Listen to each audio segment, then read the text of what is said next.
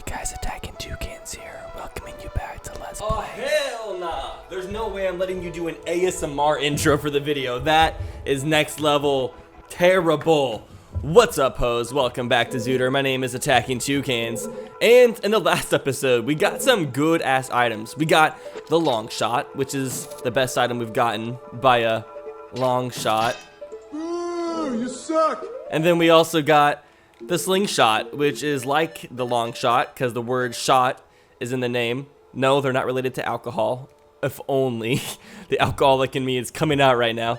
But yeah, we get the slingshot, so that is it's good stuff. But there's still quite a few items left to get. Actually, okay, first off, let's put on the mirror shield because people keep on bugging me about that.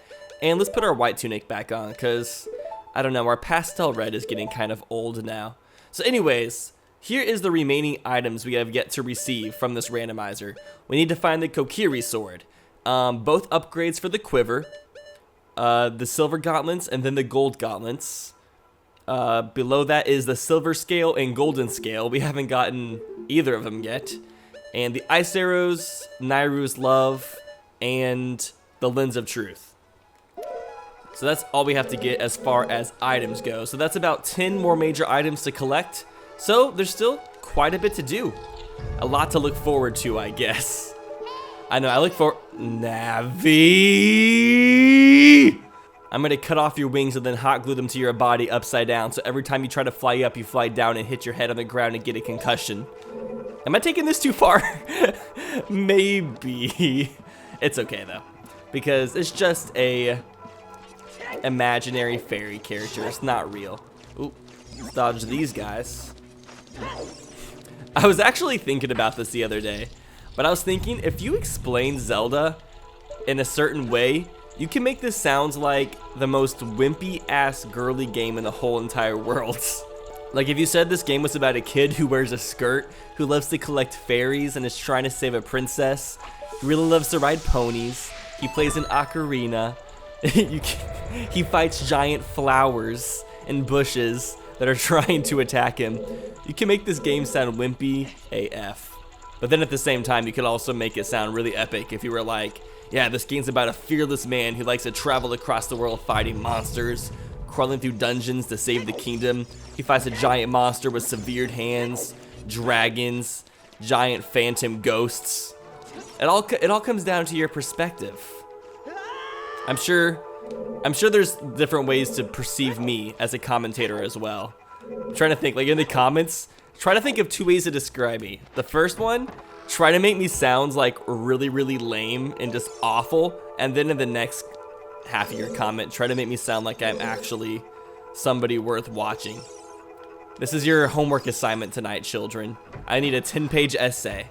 And if you fail me, then you're gonna be held back forever. Not just for a year, forever. So, high stakes on this one. Oh yeah, the mirror shield. I forgot they also switched the image on that as well, because they took off that moon. I need to look up what that moon means, because I forget. Okay, so this is where the ceiling falls. Gotta be careful. Watch out for these Skulltulas. There's one treasure chest over there. I always thought this room was really, really cool, though. When I was a kid, I loved to play games like chess and stuff, because I've always been a huge nerd, and I don't know. That's all I have to say. This room reminds me of chess because there's a chessboard on the ground. Or it could be checkers. I think chess is like 20,000 times better than checkers though. Checkers is like too basic.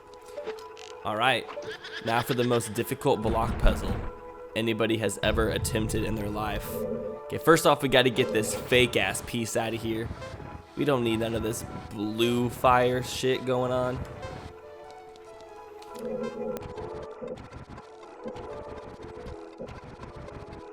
And of course you can finish it with plenty of time to spare if you somewhat know what you're doing.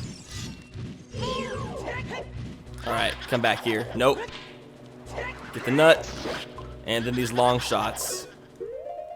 Sorry, my phone notifications were going off. I had to pause real fast. I'm the most unprofessional commentator in the world. Freaking phone going off during a video. How unprofessional is that though? Can Let's Plays be considered quote unquote professional? Is that a thing? Will we ever get to a point in society where Let's Plays become so popular, where there's quote-unquote professional Let's Players? I don't know, I guess it comes back down to the whole thought process of perspective. Alright, you look so perfect hanging there in your American Apparel underwear. Yes, I'm falling in love with a Skulltula, guys. It's gonna be a tragic love story. There's gonna be so much heartbreak, but there's gonna be so many good memories too. It's gonna be so cute. What is this guy doing? He looks like he's beatboxing.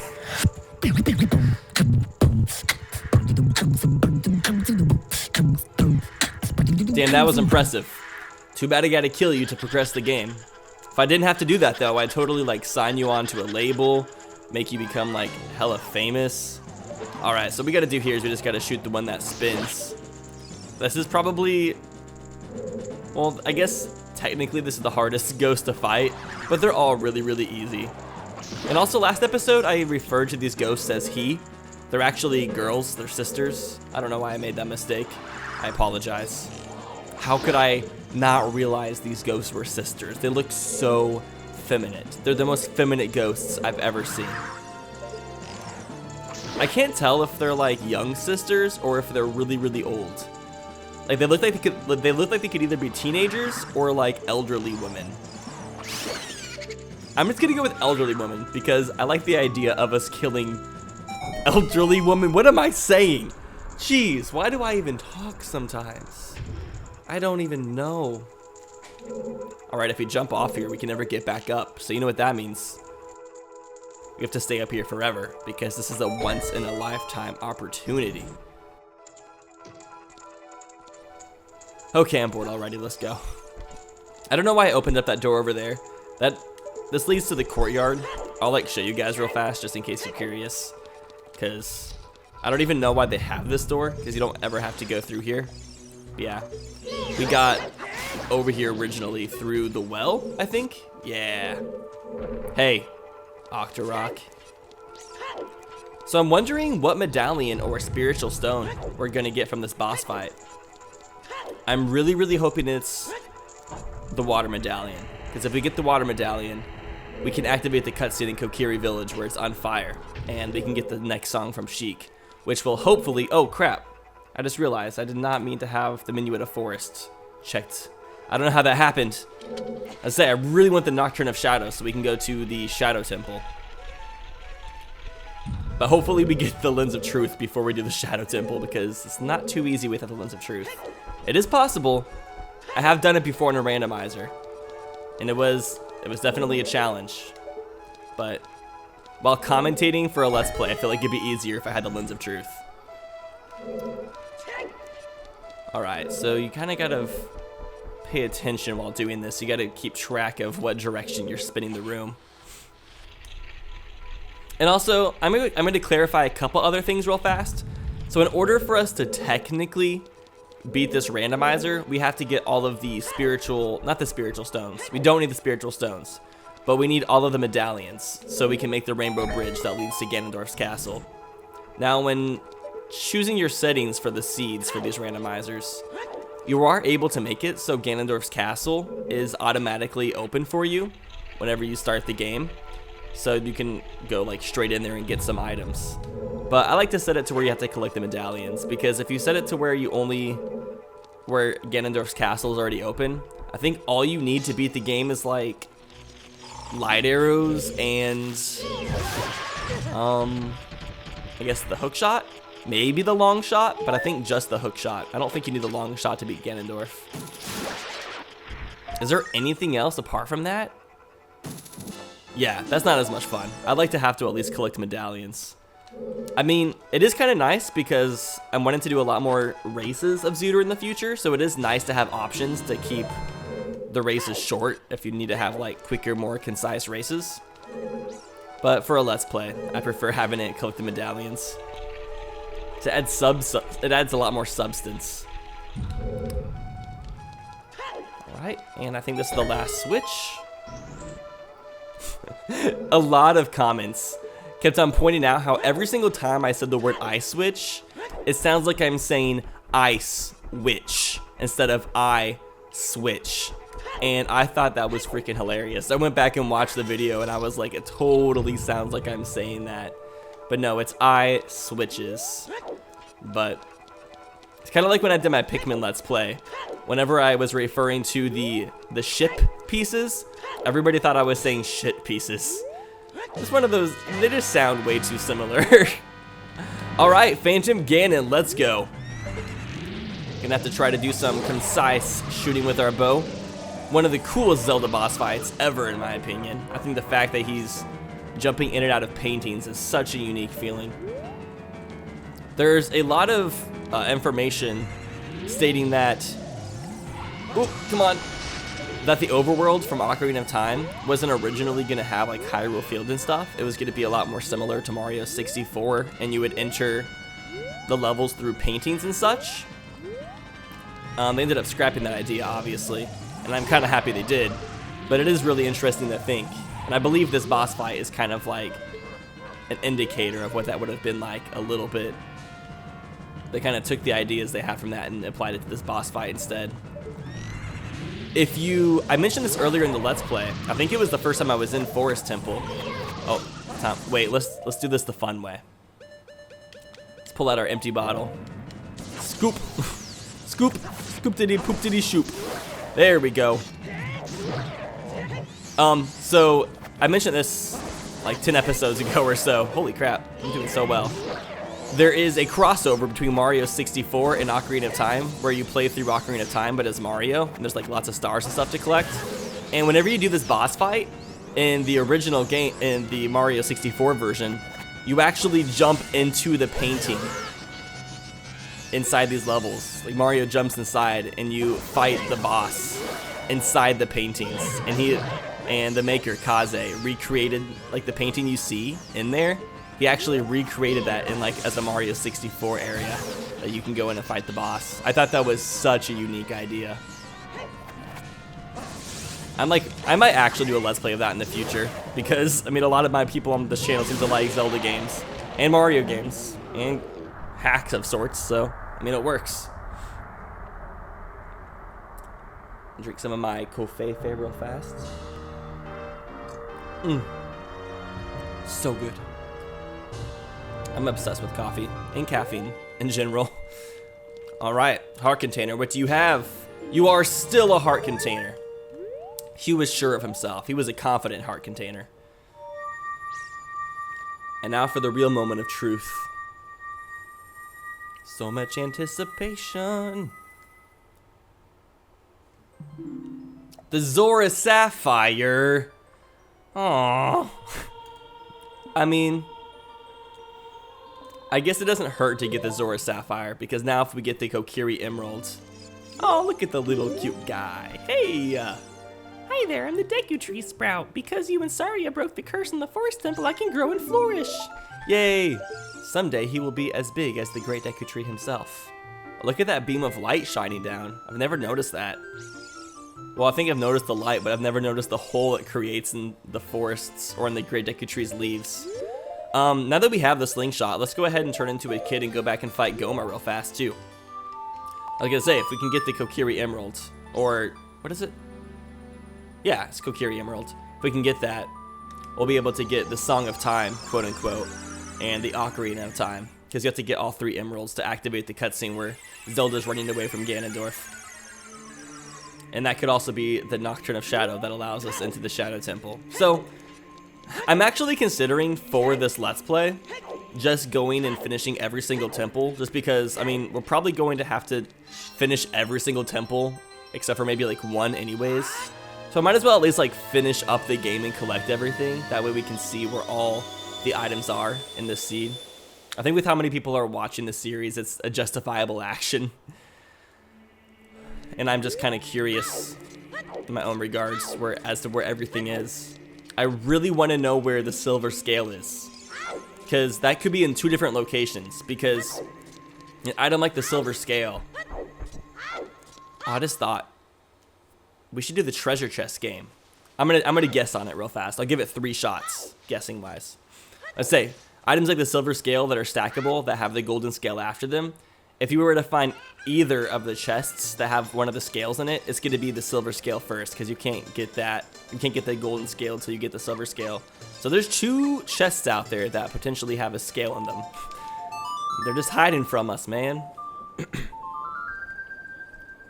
I don't know why I ran across the whole entire market before changing the time of day. Alright, clearing my throat. Whenever I drink coffee, the creamer in it makes my throat like kind of phlegmy. Aw, we have a little puppy for good luck. Okay, puppers, let's do this. Open the chest and surprise, if you find the key inside, then you get to progress. Cool, cool, cool. So obviously all of the chests in this mini game are not randomized, just the last one. All right, I'm gonna start with bottom. I got a good feeling. Damn it, loser. Loser. Hey, I've heard this call before. I'll bet you have. All right, 2 more tries. Wait, thanks a lot. Do we have to like leave and re-enter? I guess so. I never noticed that before. Oh, the puppy was waiting for us. Such an obedient pupper. And he's back. Okay, good luck, pupper. Give us better luck this time. I'm gonna go bottom again. Because why not? Dang it! Now I feel like going for the top one next time, but I'm sure if we go for the top one next time, it's gonna end up being the incorrect one. It is gonna be the bottom one next time. So should I stick with my gut feeling about it being the bottom one? Or should I go with the top since it's been the top the other 3 times? I'm gonna go with top. It's been pretty consistently top. Okay, good thing we went with top that time. I'm gonna go with top again. That sloppy toppy. Damn it! Alright, I gave it 3 shots. This game is not very much fun to do without the lens of truth. I was watching one of my friends, he's a Wind Waker speedrunner. He does, his name's Linkus. And he was playing that treasure chest minigame on stream. And he was like using chat to help him decide if he should pick the top or bottom chest. And he got to the very last chest before he lost. Like he lost in the red rupee room. And I was like, it would have been so epic if I got to see him like do it successfully. Dun, bum, ba-da-da-dun, da-da-da-da-da-dun. Alright, I guess I'm just gonna fast forward myself running over Hyrule Field as per usual. What, Navi? Come on, be brave. Let's go into the Great Deku Tree. We finally are. We're actually about to do it, girl. I know, this is like the best day of my life, just because we're finally gonna have Navi say something else to us. I was trying to think if they could update Zooter and make Navi's words a bit more useful. Like, what could she say instead that would be a bit more useful? Because she just keeps on telling you the same thing. Because I feel like this game needs to either be updated to where Navi doesn't talk to you at all with her random dialogue boxes, or have it set to where she actually provides some sort of hints, like some sort of hint system. Although I don't really want hints, but I don't know. Alright, we are almost there. It's kind of weird going and finishing the Deku Tree like an episode, I think this is 18, like this late into an Ocarina of Time series. I think my favorite thing about this Let's Play though is the fact that there's no cutscenes. Because everyone's seen the cutscenes for this game like 5 million times, and they're all like unskippable, they all move pretty slow. So it's nice to get to watch this game without cutscenes. Keeps the pace a lot more quick and snappy. Okay, before I go the official way, let me find out if I have, wait, first off, this guy's annoying. All right, let's take his carcass and go. Bum, ba-da-da-dun. Okay, so the reason I never came back here until I got the slingshot is because you have to get up onto this upper platform, and I don't know how to do it without the slingshot. Like, can you make this jump? What was I potentially supposed to do to not use the slingshot? That's my question. Oh wait, I actually might be able to make this jump right here. Let me find out. Oh no, he didn't even jump. Nah. I mean, I know it is possible. I've seen people do it before. I just don't know how to do it. And also, I kind of view it as like sequence breaking. And I'm trying to play this game in like the official order. So the randomizer actually has an effect on my gameplay. If I went and did the Great Deku Tree without the slingshot, that would be sequence breaking in a weird way. Because technically, if you do allow yourself to do sequence breaking, there's a lot of things that you can do that you're not supposed to do. Like, you can go into Shadow Temple without the Nocturne of Shadow if you know how to glitch the game. Okay, let's stop him. Gonna tell us everyone's favorite riddle. 23 is number 1. So this is the eye switch that we needed the slingshot for. This was the one door that was holding us back the whole time. It's actually just super coincidental that it's there for the Zora randomizer. Man, we're doing the Great Deku Tree. Although we have the Master Sword, the Big Goron Sword, the bombs, a little bit of everything. We're a bit too OP for this. Do you guys think Gohma's gonna kill me? I think she might. We don't have very many hearts, so it's gonna be kind of hard staying alive while fighting her. But I don't know. I have a little bit of experience with this game. I think I should be able to beat her okay. I don't think she should kill me, but you never know. I'll have to find out. I wonder, is Navi gonna try to tell us how to push the block? Oh wait, never mind. That was cut out. Forget all the really annoying Navi cutscenes were cut out. Like her telling you how to open doors and climb vines and push blocks. I mean, it makes sense why she did that, because this was the first 3-dimensional game. And people in general are just kind of stupid. So people just needed direction as to how to accomplish things, I'm sure. People aren't stupid. People are stupid when it comes to video games, I've noticed. Like, lots of people, their very first time playing video games, they absolutely have no idea what they're doing. It's like they're driving a freaking airplane for their first time. Okay, so there's actually a secret room back here that you normally can't get to whenever you're doing the Great Deku Tree, unless you have bombs. You have to come back to do it. But we do have bombs, so I'm gonna go ahead and just show you guys what's back here for those of you who might have never seen it. I know a lot of people do not come back to the Great Deku Tree after they get bombs. There's like no point. So yeah, it's pretty much just a empty room. There's a Skulltula and a gold Skulltula. Nothing too exciting, but I feel like it was worth showing. You destroyed a gold Skulltula. Yeah, how many do we have so far? We're at 55. Nice. Okay, I'm not even gonna fight the little larvas. I'm not too worried about them. I'm not even sure why they're in this room. They're so, like, optional. Like, they don't prevent you from progressing or anything. I mean, I guess they're kind of fun to kill. I mean, whenever it's your first time playing the game, you don't know that you don't have to kill them. Kind of have to just, like, find that out by playing the game. Alright. I mean, we could push that block, and do it, like, the long way. Or we could use Zen's fire and do it in a way that's like 10 times cooler and kill the Deku Babas at the same time. Oh shit, that was kind of cool. I've never seen the animation while Link's falling like that. Alright, does everybody remember the riddle? 23 is number 1, don't forget it. It's the only way to beat this room.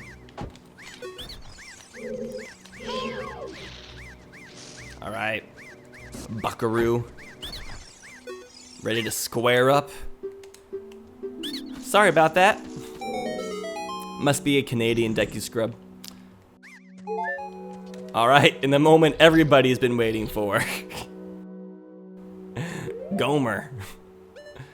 Let's pull out the slingshot.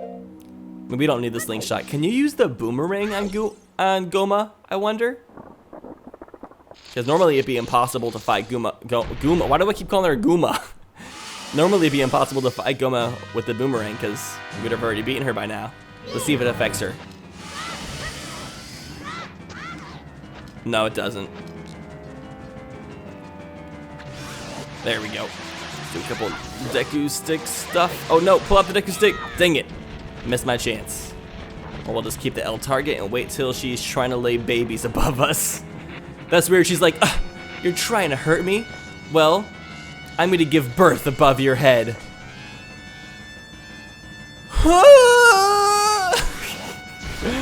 And then we just attack her while she's giving birth. It's pretty brutal, but, you know, we do what we can. So I wonder, was Gohma hiding some crazy good item this whole entire time with her heart container? Or are we just gonna get a bloopy? I don't really care too much about that. At this point, I just care about what medallions we're about to collect. There we go! Holy crap. I can't believe Gohma was hiding this from us the whole entire time. At least now we don't have to do Shadow Temple without the Lens of Truth. I mean, we already did Bottom of the Well, but nah, whatever. I only fell in invisible pits like 10 times. And for the second reveal. Link looked like he was very pleased by that. Light medallion, no! That's like the one thing that wouldn't have done anything. We had a 1 in 4 chance of getting a medallion that would have helped, that would have given us something. No, we would have had a 2 out of 4 chance, because both the Kokiri Emerald and Water Medallion would have given us a song. Oh well. Anyways, I believe we're gonna call this an episode here, guys. In the next episode, we will rock you. See you guys then. Bye.